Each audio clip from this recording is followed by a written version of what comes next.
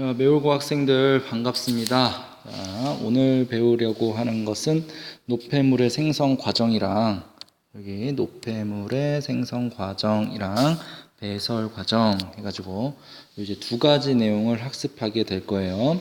자, 먼저 노폐물의 생성 과정을 살펴보게 되면 자, 이 노폐물이라고 하는 것은 그 3대 영양소를 기준해 가지고 이제 그놈들을 기본 물질로 해서 노폐물에 대해서 다뤄볼 텐데 자, 3대 영양소라고 하면 탄수화물, 지방이라고 썼는데 사실 지방이나 지질이나 뭐 그놈이라고 생각하면 될 것 같아요.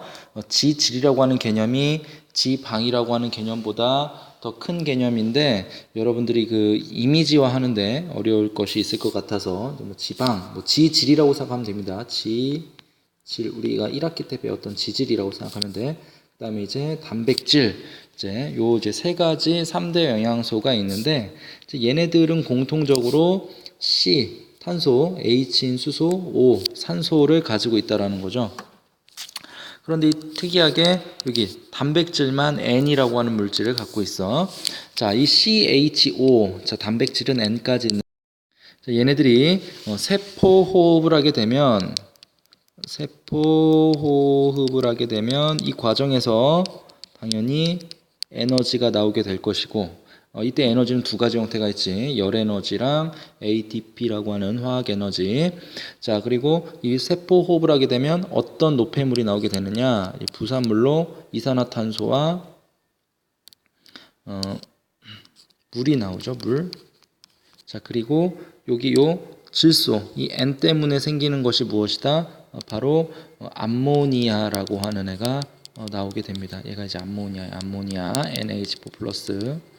암모니아라고 하는 놈은 독성이 굉장히 강하기 때문에 얘는 다른 물질로 바뀌어야 돼. 독성이 없는 어떤 애 요소라고 하는 애로 바뀌어야 된다는 거지.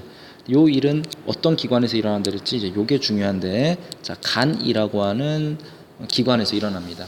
그러니까 요소라고 하는 놈은 누가 만든다? 그렇지, 간이 만든다라고 하는 것이지. 간이 만든다. 이게 같이 안 움직여지네. 자, 그 다음에 이 이제 요소라고 하는 놈은 이제 밖으로 버려지게 되는데, 이 버려지는 과정이 어디서 일어나게 된다? 그렇지, 바로 신장에서 일어나게 된다라는 거지. 신장에서. 자, 될까요? 자, 이게 잘 안 되네. 자, 신장에서 일어나게 된다라는 것 같이 기억해 주기를 바랍니다. 자, 이제 다음 장면으로 넘어가도록 할게. 자, 이제 배설 과정을 한번 살펴봅시다. 이제 신장에서 일어나는 사건들에 대해서 살펴보면, 자, 수업 시간에 뭐 신동맥, 그리고 신정맥, 세뇨관에 대한 설명은 다 했기 때문에 그냥 바로 설명을 할게. 자, 여기 있는 요 동그란 요 혈관을 뭐라 부른다 그랬지? 맞아, 사구체라고 부른다 그랬어. 실처럼 있는 놈들이 공의 모양을 하고 있다 그래서 사구체라고 부르고, 여기 선생님이 지금 빗금 치고 있는 요놈 주머니는 주머니인데 무슨 주머니? 그렇지, 보먼 주머니라고 하지. 그래서 여과라고 하는 일은 이제 어떤 일이냐면 이 사구체에 있는 혈액이 보먼 주머니 안쪽으로 이쪽으로 들어오는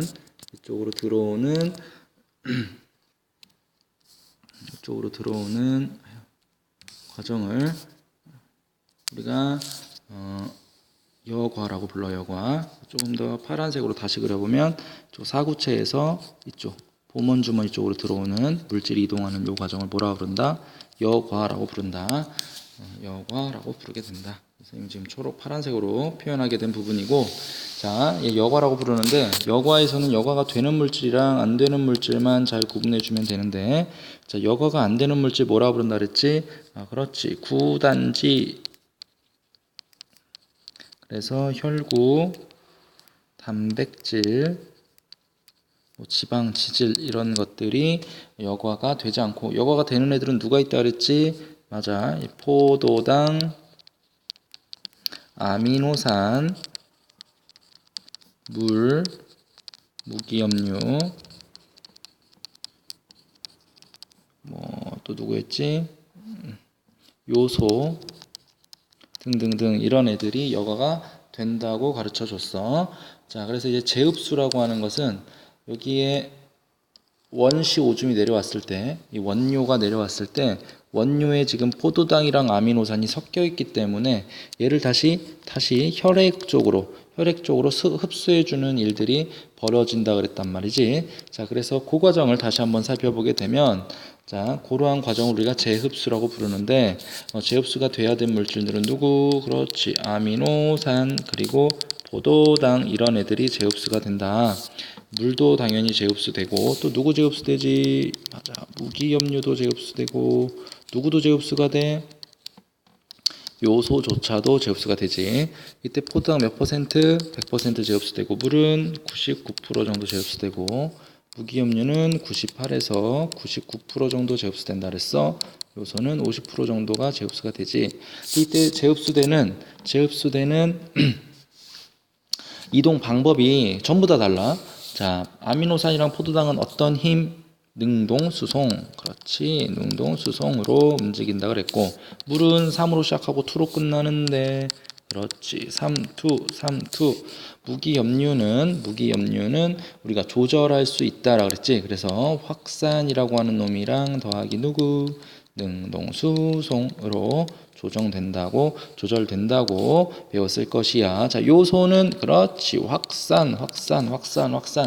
자, 꼭 암기하세요. 자, 그다음에 분비 과정을 보면 미처 나오지 못한 놈들. 아이고, 왜 이래? 자, 미처 나오지 못한 놈들. 자, 혈액에서 이쪽 사이뇨간 방향으로 아까 나왔던 원료에 미처 포함되지 못한 노폐물들이 혈관을 따라서 쭉 지나가다가 세뇨관 만나게 되면 다시 분비를 할 수 있는 찬스가 오는데, 자, 이때 이 과정을 분비라고 부르고, 이때 분비가 되는 애들은 요산 그리고 크레아틴이라고 하는 애들이 있어.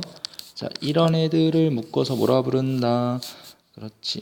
이런 묶어서 뭐라 부른다가 아니고, 자, 얘네들은 어떤 힘으로 분비가 되더라? 그렇지, 능동수송으로 분비가 된다라는 사실 기억해 두고, 자세한 내용은 페이지 299쪽에 나와 있으니까 반드시 다시 한번 찾아서 볼 수 있도록 합니다. 여러분들 안녕.